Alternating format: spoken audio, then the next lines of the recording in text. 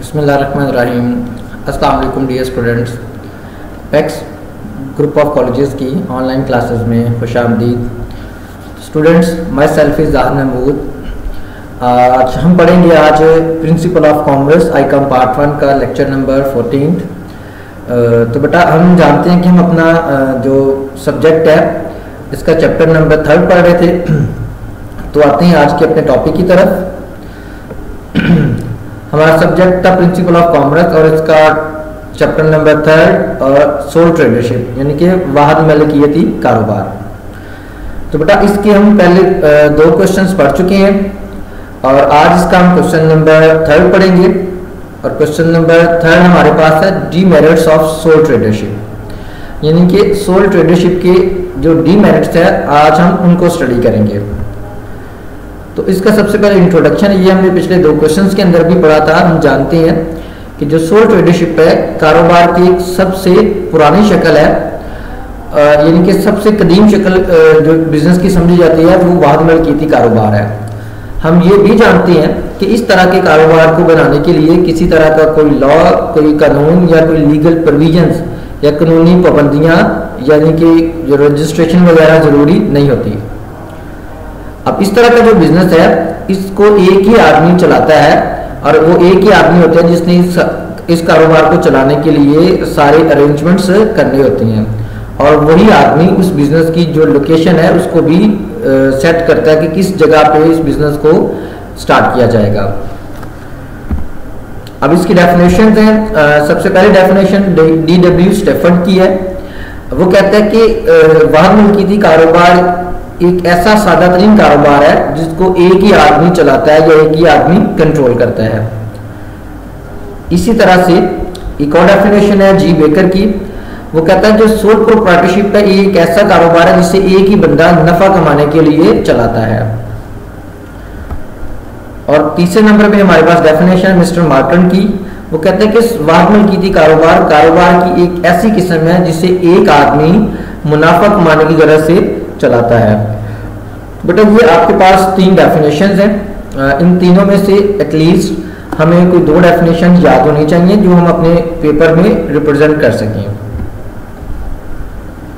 तो आगे बढ़ते हैं इसके डीमेरिट्स की तरफ। तो सबसे पहला इसका जो नुकसान है इस कारोबार का वो है शॉर्टेज ऑफ कैपिटल, यानी कि पैसे की कमी, माली कमजोरी जिसे हम कह सकते हैं।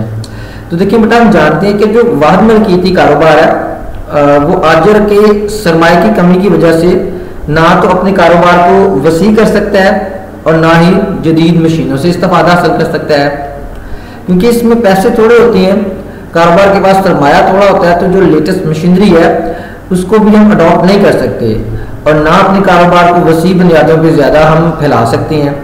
तो जिसकी वजह से इस तरह का जो कारोबार है उसकी जो कारकर्दगी है, उसकी जो इस्तेदाद कार है वो थोड़ी रहती है या वो पस्त रहती है।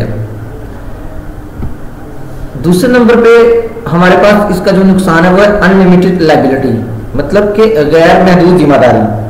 अब देखिए बेटा, हमने पीछे भी पढ़ा था कि वाहद मलकियती कारोबार में जो वाहद आजर की जिम्मेदारी है वो गैर महदूद होती है और नुकसान की सूरत में न सिर्फ हमें कारोबार को बंद करने का खतरा लाहक होता है बल्कि बाज़ हालात में कर्ज की अदायगी या कारोबारी नुकसान की तलाफी के लिए आजर को अपनी पर्सनल प्रॉपर्टी मींस के जाती जायदाद भी फरोख्त करनी पड़ जाती है।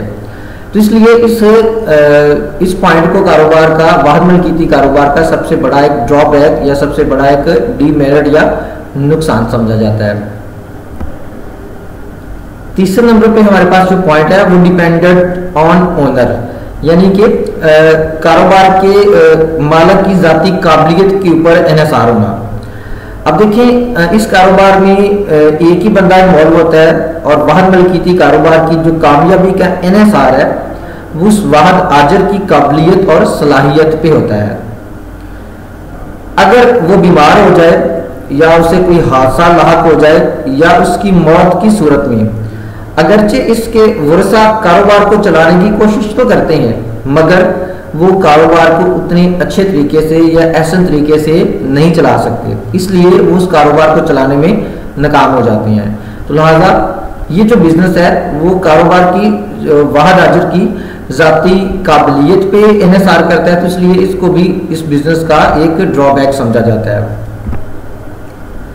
नंबर 4 में हमारे पास पॉइंट है डिफिकल्टी इन क्रेडिट, यानी कि कर्ज हासिल करने में मुश्किल होना। अब देखिए वाहिद आजिर की माली जो साख है वो कमजोर होती है और जमानत के लिए जायदाद वगैरह भी ना होने की सूरत में उसे कर्ज नहीं मिल सकता।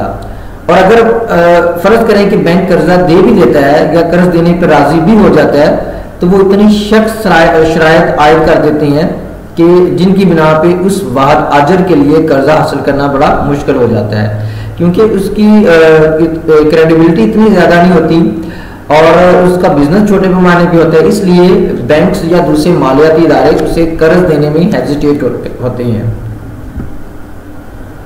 नंबर 5 पे है लैक ऑफ स्किल लेबर, यानी कि माहिरीन की खिदमात की कमी।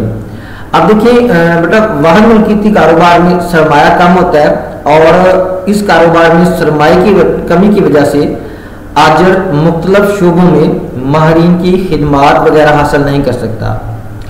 अगर वो अपने बिजनेस में जो एक्सपर्ट्स हैं, जो माहिर लोग हैं, उनकी खिदमात हासिल नहीं कर सकेगा तो इसका कारोबार मुतासर होगा, इसका कारोबार ज़्यादा बेहतर तरीके से तरक्की नहीं कर पाएगा और वो ज़्यादा रीजनेबल या अच्छा प्रॉफिट नहीं कमा सकेगा।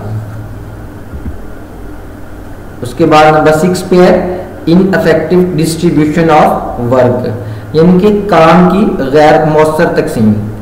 देखिए वाहिद मिल्कियती कारोबार में काम की मौसर तकसीम कार मुमकिन नहीं होती, क्योंकि हम जानते हैं कि इसमें एक ही पर्सन इन्वॉल्व होता है, तो अकेला आदमी होने की वजह से या अकेला आजिर या अकेला कारोबारी मालिक होने की वजह से कारोबार की जो मुख्तलिफ सरगर्मियाँ हैं वो आजिर को खुद ही सरंजाम देनी पड़ती हैं। मतलब कि हो सकता है वो लेबर का काम भी खुद कर रहा हो, अकाउंट्स का काम भी खुद कर रहा हो, इस तरह के जो दूसरे वर्क हैं वो खुद ही सरंजाम दे रहा हो। तो इसलिए मुख्तलिफ जगहों पे आने जाने और कारोबारी मामला निपटाने में इसका जो कीमती वक्त ज़ाया होता है। इसी तरह नेक्स्ट नंबर 7 पे जो पॉइंट है वो कॉस्ट ऑफ प्रोडक्शन, यानी कि पैदाइश की लागत या लागत पैदाइश। अब वाहिद मिल्कियती कारोबार में वाहिद आजिर को खाम माल की कम मिकदार खरीदना पड़ती है, मतलब वो छोटे पैमाने पे जो रॉ मटेरियल है खरीदता है, इसलिए परचून में इसे ज़्यादा कीमत अदा करनी पड़ती है, जिससे इसकी लागत पैदाइश ज़्यादा हो जाती है। जब हम थोड़े पैमाने पे चीज़ खरीदते हैं तो वो हमें महंगे दामों मिलती है, उसका रेट ज़्यादा हो जाता है, जिसकी वजह से ना सिर्फ मुनाफा में कमी होती है और बाज़ औक़ात कारोबार को नुकसान का अंदेशा भी होता है और कारोबार नुकसान को पहुंच जाता है। नंबर 8 पे इंटायर बर्डन ऑफ लॉस, नुकसान का मुकम्मल बोझ होना। हम जानते हैं कि इस कारोबार में एक ही पर्सन इन्वॉल्व होता है, तो जिस तरह हमने इसके मेरिट्स में पढ़ा था कि कारोबार का जितना भी नफा है वो अकेला मालिक ही उससे लुत्फानंदोज होता है, तो इसी तरह वाहिद मिल्कियती कारोबार में नुकसान का सारा बोझ वाहिद आजिर को ही बर्दाश्त करना पड़ता है, क्योंकि कारोबार का इंतजाम इंसराम या उसकी सारी मैनेजमेंट वाहिद आजिर के जिम्मे ही होती है और इसकी जिम्मेदारी भी गैर महदूद होती है, तो लिहाजा इसके लॉस में कोई और बंदा शेयर नहीं करता, तो उसे अपने बिजनेस का जो मुकम्मल लॉस है वो खुद ही बर्दाश्त करना पड़ता है। नेक्स्ट है नॉट ड्यूरेबल, यानी कि नापायदार होना। अब ये बिजनेस बेटा इतना ज़्यादा नापायदार नहीं है, क्योंकि ये बिजनेस डिपेंड करता है अपने मालिक के ऊपर। अगर मालिक को कोई हादसा पेश आ जाए तो ये बिजनेस भी उसके साथ ही ख़त्म होने के चांसेस होते हैं, तो लिहाजा कारोबार की ये जो तंजीम है वो बहुत ही नापायदार होती है, क्योंकि कारोबार में नुकसान मालिक के हाथ से या बीमारी या मौत की वजह से कारोबार ख़त्म हो जाता है, तो लिहाजा इस बिजनेस को हम ड्यूरेबल बिजनेस नहीं कह सकते। और आज का लास्ट पॉइंट है लैक ऑफ पब्लिक कॉन्फिडेंस, अवाम का एतमाद हासिल ना होना। तो बेटा वाहिद मिल्कियती कारोबार के ऊपर जो पब्लिक है, अवाम है, वो इतना एतमाद नहीं करती, यानी कि इसे अवाम का एतमाद हासिल नहीं होता, क्योंकि वाहिद आजिर अपने कारोबारी हिसाबात और सरगर्मियों की इशाअत नहीं करता, यानी कि वो उनको पब्लिश नहीं करता, अपनी बैलेंस शीट या फाइनेंशियल जो पोजीशन है उसे लोगों के सामने अया नहीं करता, और इस कारोबार को चलाने और ख़त्म करने के लिए कोई कानून भी नहीं होता, क्योंकि इसको हमें रजिस्टर्ड भी नहीं करवाया होता। तो इसलिए जो लोगों का एतमाद है इस बिजनेस के ऊपर इतना ज़्यादा नहीं होता। तो इस तरह इसे कारोबार का एक डीमेरिट समझा जाता है। तो बेटा इस यहाँ तक हमारा आधा क्वेश्चन हो जाता है। बाकी इंशाल्लाह जो नेक्स्ट पॉइंट्स हैं वो हम अगली क्लास में डिस्कस करेंगे, और इसके साथ ही आज की क्लास ख़त्म हो जाती है। आप लोगों से इजाज़त चाहूँगा, इंशाल्लाह नेक्स्ट क्लास में आप लोगों के साथ दोबारा मुलाकात होगी। अल्लाह हाफिज़।